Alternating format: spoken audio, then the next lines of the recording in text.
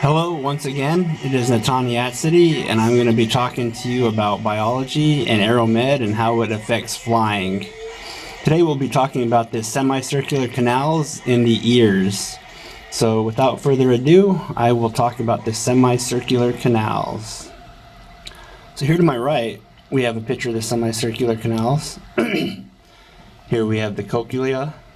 Here we have the semicircular canals. There's three, actually, semicircular canals. And they control roll, pitch, and yaw.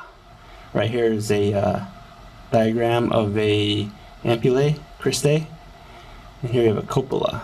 And what happens here is there's endolymph fluid that flows through this, and depending on how you move your head, it'll move these hairs, and it'll give you the perception that you are either accelerating, turning, leaning, falling, and such. So that is what the endolith and semicircular canals do in the vestibular system.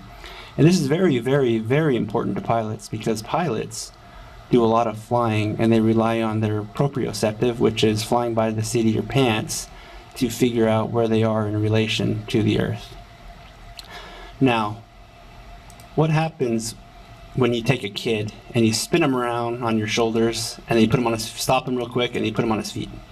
Well, they feel like there's a sensation of falling, and they start to tumble all over the place. That's because these are being messed with in the ear.